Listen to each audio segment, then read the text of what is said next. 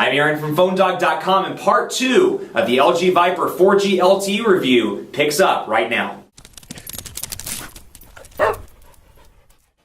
Picking up in part 2 of this device, but before we get into the LG Viper 4G LTE review, part 2 that is, let's thank Best Buy Mobile for hooking us up with phones like this for use in our one-paw bandit game, because we turn around and give those to you on the site. When you walk into Best Buy Mobile, you'll walk out working. They'll help you set up your email, your web, all that good stuff, so when you walk out the door, you're good to go. You don't have to waste your time. It's taking care of all the settings. Best Buy Mobile will do it for you. So let's take a look here at part 2 of the LG Viper 4G LTE. And let's start with some speed tests, because I think that's kind of where the party really is. So actually we'll load up Quadrant Standard first, because it's always interesting to look and see how these devices perform. Now take this with a grain of salt. This is not always indicative of day-to-day performance, but we'll load this up and I'll talk a little bit about call quality. I've had a couple of days to work with the device, and you know, at least on the call quality front, Sprint does a pretty decent job. You know, the earpiece has been nice and loud, network quality's been good, reception's been pretty decent. I took it to a known dead spot in Southeast Charlotte that I'm familiar with, and despite, you know, some choppiness, the typical stuff that happens when you have 0 or 1 bars of service, it was pretty impressive. It performed without a hitch. You know, the call didn't drop, although I thought it might for a few minutes, but for a few seconds rather, but it did not drop, which that was was very, very nice. So that feature is a good one to have. It's a good device to make calls on, and again, it fits well in the hand. So I think for a lot of people that are just, you know, they prefer making phone calls, this is more of a device for phone calls and for occasional web browsing or you know, occasional text messaging. I think this could be a good unit for them. Battery life, yeah, relatively decent on this device. You know, in moderate use, I'm able to make it through the day. If you get into heavy use on the LG Viper, keep in mind, you know, you may have to charge it a second time to make it through the day. But for the most part, I've been pretty impressed with the battery life. Not terrible by any means. There's definitely better options on the market. The Galaxy Note does a great job.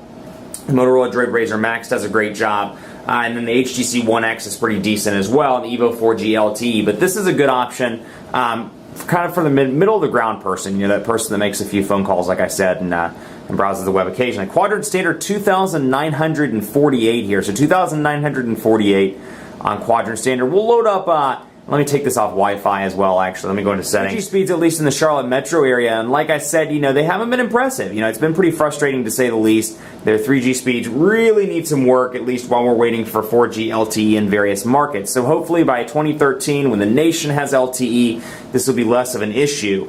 And I'm quoting Sprint there when I say by the end of 2013. I think that's their projection for LTE around the US. But we'll load up speed test and let that start up. For example, we'll take a look here. I mean, they're just very frustrating speeds. I've seen bursts, you know, like 12 or 1 in the morning, I've seen bursts as high as 1 megabits per second, which was what it should be all throughout the day. In a peak time, like 6 o'clock on a Monday afternoon or Monday evening, you can see the ping really is an impressive 1,277 milliseconds. I'm getting 25 kilobits per second. That's slower than dial-up, just to give you a little bit faster now, 109 kilobits per second. So still needs some work. Come on now, let's see, 113 kilobits per second.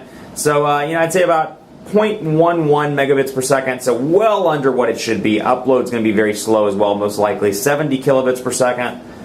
Definitely needs some work on the speed test right now. Again, LTE handset here, so when Sprint does get LTE and it rolls out to every market, you're going to be fine. But again, like I said in part 1, I think this is going to throw in some confusion for people that, you know, went from 3G to WiMAX 4G on, let's say, the Epic 4G Touch. Then they got rid of that and went to this, and now they're back on 3G. And they're going to be like, well, why don't I have 4G? Well, the fact is these devices don't support WiMAX. It's just 3G, so CDMA, EVGO Revision A, and then 4G LTE. So that's something to keep in mind. You're going to kick back onto 3G for a couple of months until until LTE is available in your respective market. Terrible speeds there. That's what I've been seeing across the board on this, the Galaxy Nexus, and the Evo 4G LTE. Very, very poor speeds. Hopefully they'll fix that with the Network Vision project, which is rolling out. This is a feature I like as well. Visual voicemail is included on this device, and we can listen to this one, for example. Yo, yo, yo, random phone dog reader. Thanks for leaving me a voicemail, man. So you can see, I had this, just to give you the backstory, I did the unboxing a couple of days ago, and I left the phone number of this device on the videos. So a bunch of people have called and text messaged, and that was an unknown caller. They left me a voicemail that said, yo, yo, yo. So I was saying yo, yo, yo back to him.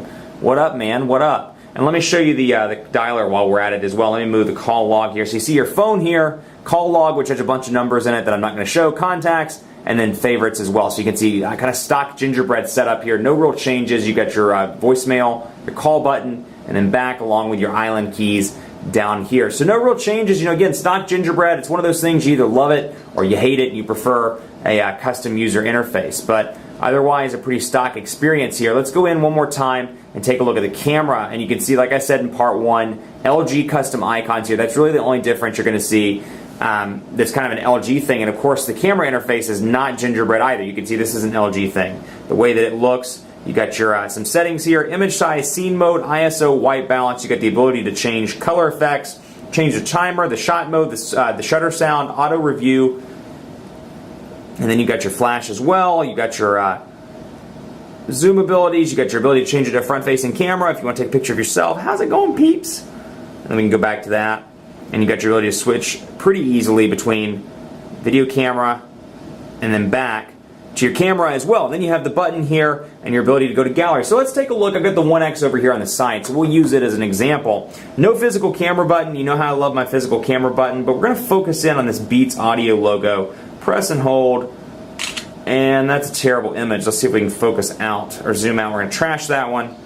But again, you can see these little minor LG customizations. This is not stock gingerbread. This is LG in terms of the camera interface. We'll try it over here. We're going to flip it over, see if we can get a good image. Focus in on the HTC logo, perhaps. Let's see what we can do here. So again, not the ideal camera. The autofocus is pretty poor on this device. We're going to go to New, and we're going to actually let me find something a little bit better. That's just terrible. Let's do a pen. I hate using pens, but if I can just find some text to see if we can focus in on there. Let's try there. Again, not the best camera in the world. Keep that in mind.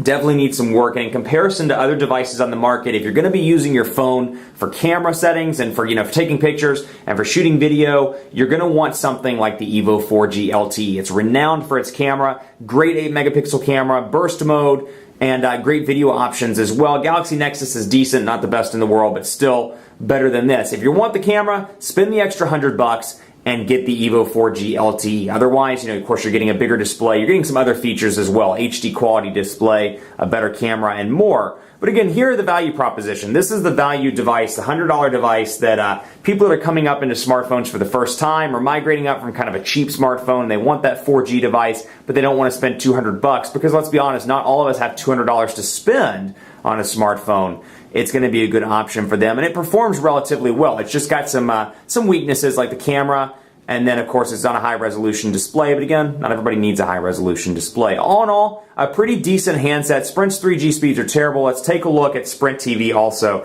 This is something that comes installed on most of Sprint's devices and is part of their everything data plan. Now you get this for free, the base level, but there's an additional fee. I think it's $9.99 per month if I recall, for the premium TV channels. But we can go back here to Sprint TV, we'll load it up, and you can see Fox News, you can see some Spanish channel, The Voice, a couple of different options here, baseball if you want it, and then you got some channels down here as well. So we can go to ABC Mobile, for example, and watch TV live, assuming it'll operate on I'm on 3G right now, so don't expect anything amazing in terms of speed. But you can see how the interface looks. You got your on-demand, you got your movies, your shop, your help, and then some menu interface stuff. So it's a nice little program, and again, I'm all about some free stuff. So visual voicemail, free navigation, in addition to, of course, Google Maps, free Sprint TV. This is all a nice value proposition that starts at $69.99 on Sprint. So it's a pretty good deal, and of course their 3G and needs some work, but you can use it on Wi-Fi, at least some of the channels on Wi-Fi, to alleviate some of that speed strain. So that's a nice feature as well. And then one last thing I want to show you, Google Wallet, now that we got this installed and updated. You're going to initialize the device. I just want to show you what it looks like. We'll get started here and take a look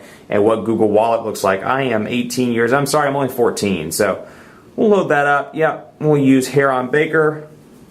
Link the payment information there. And I probably won't be able to go past the next screen because I think that's where you enter credit card information. But it does have NFC capabilities, of course, and Google Wallet is pre-installed along with Google Shopper. So again, a decent value proposition for $100 in comparison to some other devices like Verizon's Galaxy Nexus that doesn't have Google Wallet installed. So a nice feature there and a nice feature at $100. Is this a good device to get? I say yes. If you have $100, you want a decent smartphone, I can set a pin and move forward like that. But if you want a decent smartphone, I probably shouldn't do that on camera because then you can log in and access my Google Wallet. But you want a decent smartphone with decent features that lack a few, basic, lacks some great camera settings. Battery life may not be the best in the world, but you're looking for a pretty decent smartphone to make some phone calls and to browse the web occasionally, the Viper 4G LTE is going to be a nice device for you. If you're looking for that high-end device with camera settings and more, wait it out for the Evo 4G LTE. You're paying $100 more, but you're getting a faster processor, you're getting a better screen, higher resolution screen, and a better camera and a kickstand and a bigger battery. For $100, it's a pretty decent value proposition if you have the extra $100. Much more coverage to come on PhoneDog.com with the LG Viper 4G LTE. Keep it locked on the site. We'll have dogfights and continuing coverage on the site. Be sure to like us on Facebook, facebook.com/PhoneDog. Hit us up on Google Plus as well, gplus.to/PhoneDog, and hit me up on Twitter. Let me know what you think of this device. If you like this device, perhaps you love the Evo 4G LTE. Perhaps your device is the Galaxy Nexus. Let me know. PhoneDog_Aaron on Twitter and on Facebook at facebook.com/PhoneDogAB. More coverage to come on the LG Viper. It's like a snake on PhoneDog.com. We'll see you next time.